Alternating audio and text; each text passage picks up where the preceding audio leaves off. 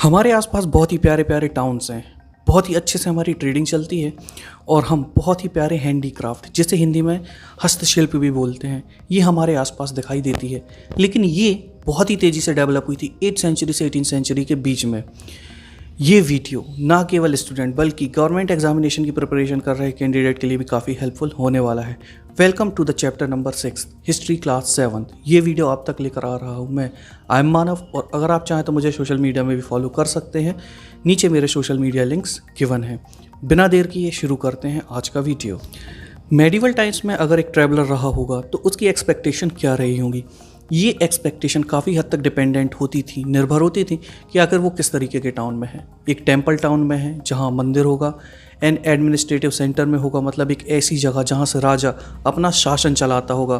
किसी commercial town में है, मतलब जहाँ ट्रेडिंग चलती होगी, या फिर एक पोर्ट टाउन, मतलब जो कि ऐसा टाउन होगा जो कि किसी रिवर या सी कोस्ट पर होगा। इसी से कुछ पॉसिबिलिटीज़ उसकी एक्सपेक्टेशंस को लेकर निकल कर सामने आती हैं। कई बार ऐसे टाउन्स भी होते थे जो एडमिनिस्ट्रेटिव सेंटर भी होते थे, टेम्पल टाउन्स भी होते थे, वहाँ कमर्शियल एक्टिविटीज़ भी होती थी और क्राफ्ट प्रोडक्शन भी हुआ करता था। और इसका एक बेस्ट एग्जांपल है तांजावुर। आइए अब हम बढ़ते हैं मैप की तरफ। अब आप इस मैप में देख सकते हैं, यहाँ पर वो सारे टाउन्स हैं जो कि एडमिनिस्ट्रेटिव सेंटर, कमर्शियल टाउन या फिर एक पोर्ट टाउन हुआ करते थे। देखिए, मैं आपको कुछ एग्जांपल समझाता हूँ। यहाँ पर हम वृंदावन को ले लेते हैं। ये एक टेम्पल टाउन है, लेकिन आप यहाँ गुजरात के पास देख रहे होंगे सोमनाथ में, ये एक पोर्ट टाउन है। इसी तरह से ये वो सारे के सारे शहर हैं जो 8th सेंचुरी से 18th सेंचुरी के बीच में डेवलप हुए थे। काफ़ी हद तक नोटिस करने वाली बात ये है कि अगर हम साउथ की तरफ चलें तो हमें ये काफ़ी एक्सटेंसिवली दिखाई देते हैं, जो कि पूरे के पूरे साउथ में फैले हुए हैं। आइए हम बात करते हैं एडमिनिस्ट्रेटिव सेंटर्स की। हमने चैप्टर 2 में पढ़ा था किसके बारे में, चोल डायनेस्टी के बारे में, और वहीं पर हमने पढ़ा था थांजावुर को लेकर। थांजावुर का एग्जाम्पल मैंने आपको पहले भी समझाया है। Perennial river. पेरेनियल रिवर का मतलब होता है एक ऐसी रिवर जो पूरे साल बहती रहती है, वो सीज़न में नहीं आती कि केवल बारिश आई, नदी बही और सूख गई, ऐसी नहीं, बल्कि जो हमेशा बहती रहे, ऐसी रिवर को पेरिनियल रिवर कहा जाता है। और इसी का एक एग्जांपल है कावेरी। इसी के किनारे एक बहुत ही ब्यूटीफुल टाउन था। उस ब्यूटीफुल टाउन का नाम है तांजावुर, जो कि मैं पहले आपको बता चुका हूँ। यहाँ पर एक काफ़ी फेमस टेम्पल है जिसका नाम है राजराजेश्वरा। इसे बनवाया था किंग राजराज चोला ने। अब जब भी इस मंदिर में पूजा हुआ करती थी तो यहाँ के आर्किटेक्ट को काफ़ी प्रेस किया जाता था, यहाँ के जो लोग रहते थे, इस टाउन में जो लोग रहते थे, उनके द्वारा। इस आर्किटेक्ट का नाम था कुंजर मल्लन राजाराज पेरुथच्चन। इसके बारे में पता चलता है क्योंकि जो टेम्पल की वॉल्स हैं, यहाँ पर उसने अपना नाम करवा के रखा है। मंदिर के अंदर एक काफ़ी बड़ा शिवलिंग है। Besides the temple there are places with mandaps और पावेलियंस। अब ये जो मंदिर है, यहाँ पर एंट्रेंस में मंडप है। मतलब ये मंडप नहीं जो आजकल हम शादी में देखते हैं, बल्कि मंडप से मतलब होता था एक काफ़ी बड़ा हॉल जहाँ पर लोग आ सके, जहाँ पर किंग बैठ सके, जहाँ पर जनता इकट्ठी हो सके। यहाँ पर जो किंग होता था वो अपने ऑर्डर्स इश्यू करता था। अब किसे वो ऑर्डर इश्यू करेगा, वो करता था अपने सबऑर्डिनेट को, जो उसके नीचे काम करते थे, उन्हें यहीं से ऑर्डर पास किए जाते थे। कई बार ये जो पावेलियंस होते थे ये बैरक का काम भी किया करते थे आर्मी के लिए। जब भी आर्मी को रुकना होता था तो वो वहीं आकर रुका करते थे। The town is bustling with markets selling grain, spices, clothes and jewellery. Water supply for the town come from the wells and tanks. यहाँ पर जो टाउन है ये काफ़ी चहल पहल होती। बसलिंग का मतलब होता है चहल पहल होना। ये जो टाउन था यहाँ पर काफ़ी चहल पहल रहती थी। यहाँ पर सेलिंग होती थी किसकी, ग्रेन्स की, स्पाइसेस की, क्लॉथ्स की और ज्वेलरीज की। यहाँ पर वाटर सप्लाईज भी काफ़ी अच्छी थी क्योंकि ये आती थी वेल्स मतलब कुएं से और टैंक्स से। The Saliya weavers of Thanjavur and the nearby town of Uraiyur are busy producing cloth for flags used to be used in the temple festival. एक वीवर्स होते थे, मतलब जो कपड़े सिलते हैं उन्हें हम वीवर कहते हैं। तो जो तांजावुर के और तांजावुर के पास का जो एक शहर है ओरैयर, यहाँ के जितने भी सलिया वीवर्स हैं ये बिजी थे फ्लैग्स को बनाने में। ऐसे फ्लैग्स जो कि यूज़ होने वाले थे टेम्पल फेस्टिवल्स में। और इसी के साथ साथ ये राजा के लिए फाइन कॉटन के एकदम शानदार तरीके के क्लोथ बना रहे थे। अब जो मिडिल क्लास है, जो नॉर्मल लोग थे, उनके लिए कोर्स कॉटन के कपड़े बनाए जाते थे। मतलब एक हल्का सा रफ टाइप का जो कॉटन होता है, जो नॉर्मल कॉटन है, ये यूज़ किया जाता था। यहीं से कुछ दूरी में एक जगह थी जिसका नाम था स्वामी मलाई। अब स्वामी मलाई में कुछ स्कल्पटर्स रहते थे। स्कल्पटर्स मतलब स्थपति। ये बहुत ही सुंदर ब्रॉन्ज के आइडल्स बनाते थे, मतलब ब्रॉन्ज की मूर्तियाँ बनाया करते थे। इसी के साथ साथ ये मेटल लैंप्स भी बनाया करते थे, लेकिन ये कोई नॉर्मल मेटल लैंप्स नहीं होते थे। ये साइज़ में काफ़ी बड़े होते थे और इनमें ऑर्नामेंट लगा होते थे। अब ऑर्नामेंट क्या है? ये काफ़ी कॉस्टली स्टोन्स है जो कि अक्सर हमें ज्वेलरीज में देखने मिलते हैं, वही इन मेटल लैंप्स में लगे हुआ करते थे। Bronze, bell metal and the lost wax technique. ये जो फिगर आप अपनी स्क्रीन में देख रहे हैं, ये बहुत ही सुंदर, कितना एक्यूरेटली बना हुआ है और इसे बनाया गया है लॉस्ट वैक्स टेक्निक के द्वारा। इस टेक्निक को हम आगे चलकर फिगर्स के थ्रू समझेंगे, लेकिन उससे पहले ब्रॉन्ज की और बेल मेटल की बात कर लेते हैं। ब्रॉन्ज एक अलॉय है। अलॉय ये दो मेटल्स या दो से ज़्यादा मेटल से मिलकर बनता है और इनमें कुछ एक सर्टेन प्रपोर्शन में मेटल्स का रेशियो होता है। यहाँ पर जो बेल मेटल है, इसमें टिन की क्वांटिटी को ज़्यादा रखा जाता है और कॉपर की क्वांटिटी को कम रखा जाता है, तभी उसमें से बेल के जैसा साउंड आता है। अब जो चोल ब्रॉन्ज स्टैचूज थे, ये लॉस्ट वैक्स टेक्निक के द्वारा ही बनाए गए थे। ये फिगर भी जो आप देख रहे हैं, ये भी लॉस्ट वैक्स टेक्निक के द्वारा बनाया गया है। चलिए आइए मैं इसको आपको फिगर्स के थ्रू समझाता हूँ। First an image of wax was made. यहाँ पर एक वैक्स से इमेज बनाई जाती थी। कौन सा वैक्स यूज़ होता था यहाँ पर? Honey wax. ये कुछ इस तरह से दिखता था।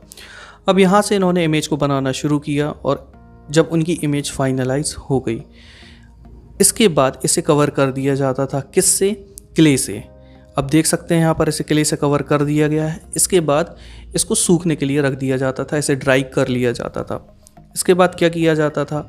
इसमें एक होल बना दिया जाता था। इस जो क्ले कवर है, जो इसमें एक होल बना के रख दिया जाता था। फिर इसके बाद इसे हीट करने के लिए रख दिया जाता था। अब आपको पता है वैक्स जो होती है वो हीट करने पर क्या होती है? पिघल कर वापस आ जाती है। तो इसे जैसे ही गर्म करने के लिए हमने रखा, इसमें से जो भी वैक्स था वो पिघल कर वापस आ गया। तो अब आप ये तो समझ गए होंगे कि जो क्ले कवर था, उस क्ले कवर में केवल एक इमेज बनकर रह गई है और जो वैक्स है वो पिघल कर वापस आ गया है। फिर इसके बाद इसमें क्या किया जाता था? ये जो क्ले कवर है, इसमें उस मेटल को डाल दिया जाता था जिस मेटल की हमें इमेज बनानी है। इसके बाद इसे साफ कर लिया जाता था। Then molten metal was poured into the clay mold through the hole. Once the metal cooled and solidified, the clay cover was carefully removed. बहुत आराम से उस क्ले कवर को निकाल दिया जाता था ताकि जो अंदर स्टैचू है उसे कोई भी नुकसान ना पहुँचे। इसे बहुत ही अच्छे से साफ़ किया जाता था और पॉलिश किया जाता था, जिसके बाद हमारी मूर्ति बनकर फाइनलाइज हो जाया करती थी। ये जो एग्जांपल अभी हमने आपको दिखाया है, ये मॉडर्न डेज़ में यूज़ हो रहा है, लेकिन इसी तरह की कुछ टेक्निक यूज़ होती थी उस टाइम पर। आई होप आपको ये समझ में आया होगा। Temple towns and pilgrimage centres. चलिए आइए थोड़ी सी भक्ति की बात हो जाए। Thanjavur is also an example of temple town. Thanjavur, आप बहुत बार इस चैप्टर में नाम सुन चुके हैं तांजावुर का। तांजावुर एक टेम्पल टाउन था। Temple town represent a very important pattern of urbanisation, the process by which cities develop. Temple towns में हमें एक पैटर्न देखने मिला जिसे हम कहते हैं अर्बनाइजेशन। अर्बनाइजेशन मतलब हम शहर को अर्बन एरिया बोलते हैं, और अर्बनाइजेशन का प्रोसेस ये वो प्रोसेस है जहाँ पर सिटीज़ डेवलप होती हैं। ये जो टेम्पल थे ये एक सेंटर थे। किसका सेंटर थे? ये इकोनॉमी का और सोसाइटी का। कैसे थे आगे समझते हैं।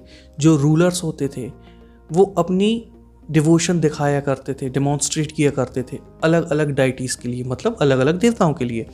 यहाँ पर ये लैंड ग्रांट्स देते थे। लैंड ग्रांट्स मतलब मंदिर के नाम पे हमने इतनी ज़मीन दे दी और ये आज से मंदिर की है। तो उससे क्या होता था, जो मंदिर का एरिया है वो बढ़ने लगा था। इसी के साथ साथ वहाँ पर रिचुअल्स होते थे। तो अब रिचुअल्स ऐसे तो होते नहीं थे, उसके लिए ज़रूरत पड़ती थी पैसे की। तो ये जो पैसा आता था ये भी कौन देता था? ये भी रूलर्स प्रोवाइड किया करते थे। इसी के साथ साथ जो वहाँ पर पिलग्रिम्स मतलब तीर्थयात्री, घूमने के लिए आने वाले भक्त और जो प्रीस्ट थे, उन्हें भी खाने पीने के लिए जो सामान प्रोवाइड किया जाता था वो भी रूलर्स के द्वारा किया जाता था। और यहीं पर फेस्टिवल सेलिब्रेट किए जाते थे। अब समझने वाली बात यहाँ पर यह है कि जो पिलग्रिम्स आते थे उनमें से काफ़ी पिलग्रिम जो होते थे वो मंदिर के लिए डोनेशंस भी दिया करते थे। Temple authorities used their wealth to finance trade and banking. अब जो टेम्पल ऑथोरिटीज़ थी, सीधी सी बात, इससे रिच हो रही होंगी, तो ये क्या किया करते थे कि जो पैसे की नीड वाला व्यक्ति होता था, चाहे वो ट्रेड से रिलेटेड हो या बैंकिंग से। अब आप बैंकिंग से ये मत सोचिएगा कि आज का HDFC या ICICI ये उस समय एग्जिस्ट नहीं करते थे, उस समय होते थे साहूकार, तो ये उन्हें पैसे दिया करते थे और ट्रेड को भी फाइनेंस किया करते थे।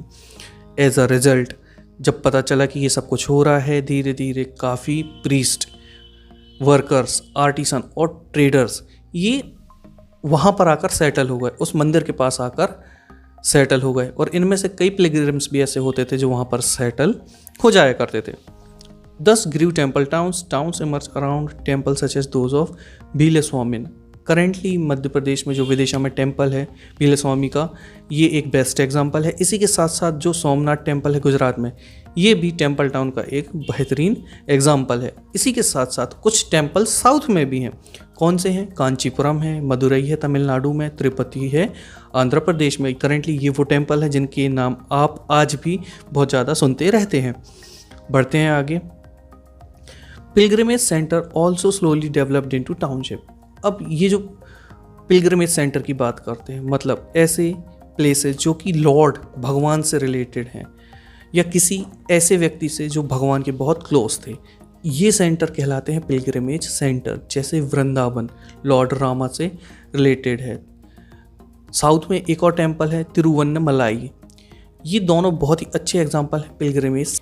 Ajmer was the capital of Chauhan kings in the 12th century and later became the Suba headquarters under the Mughal। 12th century में जो चौहान किंग्स थे उनके अंडर में जो कैपिटल बनी थी वो थी अजमेर। इसे बाद में कैप्चर कर लिया गया मुगल्स के द्वारा और मुगल्स ने इसे एक सूबा हेडक्वार्टर बनाया। सूबा क्या होता है, सूबेदार क्या होता है और इसके साथ साथ मुगल्स ने कैसे ऑपरेट करते थे, ये मैं आपको पिछले वीडियोस में, पिछले चैप्टर्स में समझा चुका हूँ। आप सर्च कर सकते हैं हिस्ट्री बाय मानव सर और आपके सारे डाउट्स क्लियर हो जाएंगे। अभी हम फिर से बात करते हैं अजमेर की। ये बहुत ही एक्सीलेंट एग्जाम्पल बना रिलीजियस को एग्जिस्टेंस का। किसका एग्जिस्टेंस था यहाँ पर? ख्वाजा मोइनुद्दीन चिश्ती का। ये बहुत ही फेमस सूफी सेंट हैं और मुगल्स इन्हें काफ़ी माना करते थे। इसी के साथ साथ हर एक धर्म के लोग यहाँ पर अट्रैक्ट होते थे, इनके पास जाया करते थे। It attracted devotees from all creeds. Near Ajmer is Lake Pushkar, which has attracted pilgrims from ancient time। Ajmer के पास एक लेक है जिसे पुष्कर कहा जाता है। आप सभी ने इसका नाम एक ना एक बार जरूर सुना होगा। और ये एक ऐसा लेक है जहाँ से पिलग्रिम्स हमेशा आते रहे हैं, यहाँ पर विजिट करते रहे हैं हमेशा से, एंशिएंट टाइम्स से। A network of small towns. एक स्मॉल टाउन्स का नेटवर्क कैसे बनता चला गया, आइए जानते हैं। From the 8th century onwards the subcontinent was dotted with several small town. 8th century के बाद से जो हमारा कॉन्टिनेंट था, यहाँ पर काफ़ी सारे छोटे छोटे टाउन्स बनकर सामने आ गए और ये प्रॉबेबली बने थे लार्ज विलेजेस से। आपको एक प्रोसेस बता देता हूँ स्मॉल टाउन्स कैसे बनते हैं। सबसे पहले एक गाँव होता है, धीरे धीरे वो लार्ज विलेज में कन्वर्ट होता है, देन वो एक स्मॉल टाउन बन जाता है। They usually had a mandapika. ये जो स्मॉल टाउन्स थे इनमें मंडपिका होती थी, जिसे आज हम मंडी बोलते हैं। मम्मी पापा बोलते हैं ना, बेटा जाओ मंडी से ये ले आओ, सब्जी मंडी चले जाओ, फल मंडी चले जाओ। इसे ही उस टाइम मंडपिका कहा जाता था, जहाँ से लोकल के आसपास के विलेजर्स आकर अपना सामान बेचा करते थे। इनमें हट्टा भी होता था। अब ये हट्टा क्या है? ये मार्केट स्ट्रीट्स होती हैं जहाँ पर लाइन से दुकानें बनी होती हैं और इन्हें ही आज हम हाट के नाम से जानते हैं। इन्हें हॉट बाज़ार भी कहा जाता है, लेकिन ये आज कहा जाता है, उस वक्त इन्हें हट्टा कहा जाता था।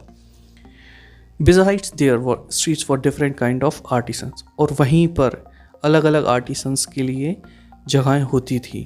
यहाँ पर कौन कौन होता था? यहाँ पर पॉटर्स होते थे, ऑयल बेचने वाले लोग होते थे, शुगर बेचने वाले लोग होते थे, टॉडी मेकर्स, इसमें स्टोन मेसन्स, ये सारे लोग यहाँ पर हुआ करते थे। While some traders lived in the town, others traveled from the town to town। अब इन्हीं में से कुछ लोग ऐसे होते थे जो उसी टाउन में रहा करते थे, लेकिन कुछ लोग ऐसे भी होते थे जो एक टाउन से दूसरे टाउन अपने ट्रेड के लिए जाया करते थे। Many came from far and near to these towns to buy local articles and sell product of the distant places. उनमें से कुछ लोग दूर से आते थे, कुछ पास से आते थे, ताकि वो अपने लोकल आर्टिकल्स को बेच सकें या फिर ख़रीद सकें। और इसमें ऐसी कौन सी चीज़ें होती थी? हॉर्सेस होते थे, सॉल्ट होता था, कैम्फर, कैम्फर मतलब जिसे हिंदी में कपूर बोलते हैं, सैफरन, केसर होता था, बीटल नट, सुपारी एंड स्पाइसेस लाइक पेपर। तो ये सारी चीज़ें इनमें हुआ करती थी। अब इसके बाद क्या है? Usually a samanta in later times a zamindar built a fortified palace in और नियर दिस प्लेसेस। तो भाई अब एक जगह आ गई है जहाँ पे वेल्थ इंट्रोड्यूस हो रही है, जहाँ वेल्थ एक्सचेंज हो रही है। तो अब सीधी सी बात है, जो बड़े लोग हैं उनकी नज़र तो पड़ना डेफिनेटली तय है। तो यहीं पर आते थे सामंत या फिर ज़मींदार, जो कि अपना एक बड़ा सा राजमहल या फोर्ट बनवा के रहने लगते थे। और इसी के साथ साथ अब ये आ गए हैं तो क्या करेंगे? ये आकर इन पर टैक्स लेवी किया करते थे, इन पर टैक्स लगाते थे। अब ये टैक्सेशन का जो तरीका होता था ये भी अलग अलग होता था। कैसे? कई बार ये राइट टू कलेक्ट दे देते थे किसको? लोकल टेम्पल्स को। वहाँ पर जो लोकल टेम्पल्स होते थे, जो कि या तो लोग बनवाया करते थे या मर्चेंट बनवाया करते थे, इन्हें राइट टू कलेक्ट दे दिया जाता था, जिससे वो वहाँ के लोकल आर्टिसंस से और वहाँ के ट्रेडर्स से टैक्स वसूला करते थे। लेकिन ये हर बार नहीं होता था, कई बार सामंत और जमींदार खुद भी टैक्स वसूला करते थे। अब ये जो राइट्स होते हैं, ये अभी तो हम बोल देते हैं भाई हमारे पास लाइसेंस है, हमारे पास ये डॉक्यूमेंट है, हमारे पास ये डॉक्यूमेंट है। उस वक्त ये प्रूफ कैसे होता था? Because these rights were recorded in inscription that had survived to this day. वो राइट्स रिकॉर्डेड होते थे इंक्रिप्शंस में, लिखे होते थे वो, और ये प्रूफ आज भी हमें देखने के लिए मिल जाते हैं। Taxes on markets. आज के समय में हम जितना भी टैक्स देते हैं वो मॉनेटरी फॉर्म में होता है, कैश फॉर्म में होता है। लेकिन 8th सेंचुरी से 18th सेंचुरी के बीच में टैक्सेस कैसे पे किए जाते थे, चलिए आइए समझते हैं। एक इंस्क्रिप्शन लिया गया है राजस्थान से, जो कि 10th सेंचुरी का है, और इसमें बताया गया है कि आखिर जो अथॉरिटीज़ होती थी वो कैसे टैक्स लिया करती थी। अब इनमें से कुछ टैक्स ऐसे होते थे जो उसी थिंग के फॉर्म में होते थे। जो वस्तु बेची जा रही है उसी वस्तु को टैक्स के फॉर्म में ले लिया जाता था। जैसे कोई व्यक्ति शुगर बेच रहा है तो उसकी शुगर का कुछ पार्ट एज अ टैक्स ले लिया जाता था। अब इसमें कौन कौन से आइटम्स हैं? इसमें शुगर है, जैगरी मतलब गुड़ है, डाइज हैं, threads, cottons, coconuts, salt, areca nuts, butter, sesame oil, ये सारी चीज़ें एज इट इज़ वस्तुओं के फॉर्म में दे दी जाती थी। इसके साथ साथ there were taxes on traders, on those who sold metal goods, on distiller, on oil, on cattle fodder and on lots of grain. अब ये ऐसी चीज़ थी कि इसमें कैश फॉर्म में टैक्स लिया जाता था। अब क्यों भाई, कोई अगर घोड़ा बेच रहा है तो उसका आधा घोड़ा थोड़े ना आप ले लोगे, उससे तो आप कैश ही ले सकते हो। जो चीज़ ली जा सकती है आप वही लोगे, जो नहीं ली जा सकती उसे कैश में टैक्स कर दिया जाता था। कौन कौन है वो? Metal goods, distiller, oil, cattle fodder मतलब जो जानवरों को चराने के लिए दिया जाता है भूसा वो, और लोड्स ऑफ ग्रेन को। इस तरीके के जो टैक्सेस थे वो कैश में कलेक्ट कर लिए जाते थे। Traders big and small. आज भी हमारे यहाँ पर बहुत बड़े बड़े ट्रेडर्स होते हैं, स्मॉल ट्रेडर्स भी होते हैं। 8th सेंचुरी से 18th सेंचुरी के बीच में भी ऐसा हुआ करता था। अभी हम उसी की बात करते हैं। तो there were many kind of traders, बहुत सारे प्रकार के टाइप्स के ट्रेडर होते थे। इनमें से एक थे बंजारास। बंजारास के बाद में हम चैप्टर 7 में डिस्कस करेंगे।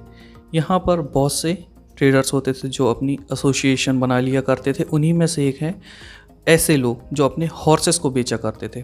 अब ये एक तो लोग नहीं होते थे, ये पूरा ग्रुप बना लेते थे और अपना ये एक हेडमैन अपॉइंट कर देते थे, जो कि नेगोशिएट किया करता था उन सभी लोगों के बिहाफ पर। ये किन से नेगोशिएट किया करता था? ये ऐसे वॉरियर्स से नेगोशिएट किया करता था जिन्हें घोड़ों की ज़रूरत होती थी। अब भाई जो योद्धा हैं वो अगर लड़ने जा रहे हैं, वॉर हो रहा है, तो वहाँ घोड़ों की ज़रूरत पड़ेगी, तो वो घोड़ों की ज़रूरत भी तो कहीं से पूरी होनी चाहिए। तो यहाँ पर जो वॉरियर्स हैं और जो हेडमैन हैं, इनके बीच में नेगोशिएशन हो जाया करता था। Since trader had to pass through many kingdom and forest, क्या होता था कि जो ये ट्रेडर्स होते थे ये कई किंगडम से और फॉरेस्ट से होकर गुजरा करते थे और ये कारवां में ट्रैवल किया करते थे। कारवां मतलब यही जो एक ग्रुप है एक साथ चलता है, इसे ही हम कारवां कहते हैं। और इन्होंने गिल्ड्स बना लिए थे। गिल्ड्स मतलब ट्रेड यूनियंस, सिंपल भाषा में समझ लीजिए, इन्होंने अपने ट्रेड यूनियंस बना लिए थे ताकि इनके इंटरेस्ट सेव रहें। मतलब ना कोई ज़्यादा टैक्स पे करे ना कोई कम टैक्स पे करे, सबके साथ इक्वेलिटी में बिहेव किया जाए। इसी तरह से 8th सेंचुरी के आसपास साउथ इंडिया में बहुत सारे ऐसे गिल्ड्स बना लिए गए थे। अब इनमें से कुछ फेमस गिल्ड्स की हम बात करेंगे। इनमें से दो बहुत ही ज़्यादा फेमस हैं। कौन से? मनीग्रामम और नाना देसाई। याद रखिए, मनीग्रामम और नाना देसाई, ये वही गिल्ड्स हैं। These guilds traded extensively both within Peninsula and within Southeast Asia and China. अब ये जो गिल्ड्स थे इन्होंने इंडिया के साथ साथ साउथ ईस्ट एशिया में, मतलब जो आज थाईलैंड वाला एरिया है वो, और चाइना के आसपास के जो एरिया हैं वहाँ पर अपना व्यापार शुरू कर दिया था। There were also communities like Chettiar and the Marwari Oswal who went to become the principal trading group of the country. यही वो एक टाइम था जहाँ साउथ में चेट्टियार्स आए थे और नॉर्थ वेस्ट में थे मारवाड़ी ओसवाल। ये बहुत ही बड़े ट्रेडिंग ग्रुप बन गए थे हमारी कंट्री में। इन्हीं के साथ साथ गुजराती ट्रेडर्स थे। इनमें कौन कौन इंक्लूडेड था? इसमें हिंदू बनिया भी थे और मुस्लिम बोहरा भी थे। ये काफ़ी एक्सटेंसिवली ट्रेड किया करते थे। कहाँ किया करते थे? रेड सी में, पर्शियन गल्फ में, ईस्ट अफ्रीका में, साउथ ईस्ट एशिया में और चाइना में। ये वहाँ पर जाकर बेचा करते थे टेक्सटाइल्स को, कपड़ों को, और हमारे इंडिया की जो पहचान है इंडियन स्पाइसेस को। अब ये एक्सचेंज में क्या लेकर आया करते थे? ये लेकर आया करते थे गोल्ड और आइवरी, मतलब सोना और हाथी के दांत लाते थे ये अफ्रीका से। ये चाइनीज़ ब्लू पॉटरी लाया करते थे चाइना से, और सिल्वर लाया करते थे साउथ ईस्ट एशिया से और चाइना से। इंडिया के वेस्ट कोस्ट में काफ़ी लोग आकर बसने लग गए थे। जो वेस्ट कोस्ट में हमारे टाउन्स बने थे वहाँ पर अरब, पर्शियन मतलब जो आज मॉडर्न डे ईरान है वहाँ के लोग, चाइनीज, चीविस और सीरियन क्रिश्चियन ट्रेडर्स यहाँ पर आकर बस गए। भारत का spice, Indian spices, Indian cloths Red Sea ports पर बेचे जाते थे, लेकिन ये बेचा करते थे इटालियन, जो कि इंडिया से ख़रीद कर ले जाया करते थे। और जब ये सारा सामान यूरोपियन मार्केट में पहुंचता था तो वहाँ पर काफ़ी हाई प्रॉफिट्स हुआ करते थे। Spices grown in tropical climate became an important part of European cooking. अब जो हमारा इंडियन क्लाइमेट है ये ट्रॉपिकल क्लाइमेट है और यहाँ पर paper, cinnamon, nutmeg, dried ginger जैसी जितनी भी स्पाइसेस हैं बहुत अच्छी होती हैं, और इसीलिए ये यूरोपियन कुकिंग का पार्ट बन गया। और इंडिया का जो कॉटन क्लॉथ है ये भी उन्हें काफ़ी अट्रैक्ट किया करता था, और कहीं ना कहीं यही वो वजह बनी जहाँ से यूरोपियन ट्रेडर्स का ध्यान इंडिया की तरफ गया। We will shortly read about how this change the face of trading and towns. अभी हम आगे चलकर देखने वाले हैं, धीरे धीरे समझ में आएगा कि कैसे इसी से ट्रेडिंग का और टाउन्स का पूरा नक्शा बदल गया। काबुल एक ऐसी जगह जो कि काफ़ी माउंटेनियस है, जहाँ का रीजन बहुत ही हिली है, यहाँ पर आना जाना इतना इजी नहीं है। ये काबुल आज अफ़गानिस्तान की कैपिटल है। ये काफ़ी इम्पॉर्टेंट पॉलिटिकल और कमर्शियल सेंटर बन गया था 16th सेंचुरी के आते आते। इसी के साथ साथ काबुल को और कांधार को, ये दोनों जगह अफ़गानिस्तान में, इन्हें लिंक कर दिया गया था through the silk route. Silk route एक ऐसी रोड थी जो एशिया से यूरोप जाती थी, यहाँ से सिल्क का ट्रेड होता था। इसी में इन दोनों जगहों को कनेक्ट कर दिया गया था, और इसी के साथ साथ फिर यहाँ पर एक नया ट्रेड फ्लरिश हुआ। कौन सा ट्रेड? हॉर्सेस का ट्रेड।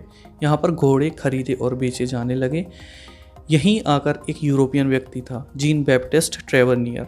इसने एस्टिमेट लगाया कि आखिर कितने रुपए का ये पूरा बिजनेस कैरी आउट किया जाता है। उसने जब ये अंदाज़ लगाया तो ये निकल कर आया था 30,000 रुपीज़। ये उस वक्त का 30,000 रुपीज़ है, जो कि मॉडर्न डे अगर हम कंपेयर करें तो 300 करोड़ के लगभग होता है। और ये जो व्यक्ति था ये एक डायमंड बिजनेसमैन था, ये डायमंड की ट्रेडिंग किया करता था। अब ऐसी जगह जहाँ सड़क ना हो, और उस वक्त तो गाड़ियाँ भी नहीं थी, तो ट्रांसपोर्ट कैसे किया जाता था? जैसे हमारे इंडिया में हमारे सब कॉन्टिनेंट में मेनली यूज़ किए जाते थे घोड़े, वहाँ पर यूज़ किए जाते थे कैमल। इन्हीं के थ्रू लाया जाता था ड्राई फ्रूट्स को, डेट्स को मतलब खजूर को, कारपेट्स को, सिल्क को। अब सिल्क रूट है तो सिल्क तो डेफिनेटली होगी, और फ्रेश फ्रूट्स को भी। ये सारे ट्रांसपोर्ट होते थे इंडियन सब कॉन्टिनेंट में और बाकी जगह भी जहाँ पर इनकी ज़रूरत पड़ा। क्राफ्ट्स इन टाउन्स, ट्रेड काफ़ी डेवलप हो चुका था। टाउन्स में धीरे धीरे क्राफ्ट्स के लिए भी स्पेशल जगह बनने लग चुकी थी। कुछ ऐसी प्लेसेस थी जो काफ़ी स्पेशलाइज हो चुकी थी इन सभी के लिए। इन्हीं में से एक जगह है बीदर।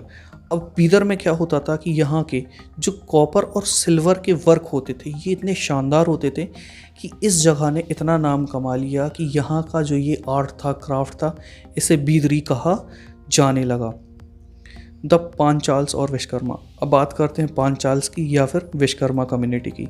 इसमें कौन कौन लोग होते थे? इसमें होते थे गोल्ड स्मिथ जो सोनार कहलाते हैं, ब्रॉन्ज स्मिथ्स जो कि ब्रॉन्ज का काम करते हैं, ब्लैक स्मिथ्स लोहार, मेसन्स और कारपेंटर। ये काफ़ी एसेंशियल पार्ट बन चुके थे, ये काफ़ी महत्वपूर्ण भूमिका निभाते थे किसमें? बिल्डिंग ऑफ टेम्पल्स में। They also played an important role in the construction of palaces, big buildings, tanks and reservoirs. ये जो पांचाल्स थे, विश्वकर्मा थे, ये मंदिर में तो बहुत इंपॉर्टेंस रखते ही थे, साथ ही साथ इनका इम्पॉर्टेंट रोल होता था कहाँ पर? जो महल बनवाए जाते थे उनमें, जो बड़े बड़े बिल्डिंग होते थे उनमें, काफ़ी प्यारे प्यारे जो टैंक्स बनवाए जाते थे उनमें, या फिर रिजर्वायर्स में। अब इसी तरह से वीवर कम्युनिटी भी डेवलप हुई। आखिर वीवर भी क्राफ्ट पर्सन ही होता है। ये भी काफ़ी प्रॉस्परस होने लगे थे इस टाइम तक। इन्हें क्या कहा जाता था? सलियार या काइकोलर्स। ये एक काफ़ी प्रॉस्परस कम्युनिटी बन गई। अब आप ये सोचिए कि ये इतने प्रॉस्परस हो चुके थे कि इन्होंने मंदिर में डोनेशंस देना भी शुरू कर दिए थे। और उसी वक्त कुछ इंडिपेंडेंट क्राफ्ट भी थे, मतलब ऐसा क्राफ्ट जो कि ना किसी से लेना है ना किसी से देना है, उन्हें अपना काम करना है। वो अपना काम करते थे और सिंपली ट्रेड किया करते थे। कौन थे ये? ये थे कॉटन क्लीनिंग करने वाले काम, मतलब ये सारा वर्क क्लोथ से रिलेटेड होता था। इसमें कॉटन क्लीनिंग होती थी, स्पिनिंग होती थी और डाइंग होती थी। इसी में आप फिगर में आप बाजू में देख रहे होंगे, ये जो आपको एक आर्टिकल दिख रहा है ये बना हुआ है ब्रास का, और जबकि ये एक कैंडल स्टैंड है, ये मोमबत्ती लगाने के लिए बनाया गया स्टैंड है। आप अंदाज़ लगा सकते हैं कि उस वक्त जो हैंडीक्राफ्ट थे, जो क्राफ्ट थे, कितने फ्लोरिश कर रहे। The changing fortunes of towns. दोस्तों, समय बहुत ही बुरी चीज़ है, किसी को भी बना देती है, किसी को भी मिटा देती है। यहीं पर हम समझने वाले हैं कुछ ऐसे टाउन्स का हाल जो कि उठे और जो कि गिरे। अहमदाबाद, ये समय के साथ साथ एक बहुत ही इम्पॉर्टेंट कमर्शियल टाउन बनकर सामने आया। बहुत ही ज़्यादा कमर्शियल एक्टिविटीज़ यहाँ पर होने लगी।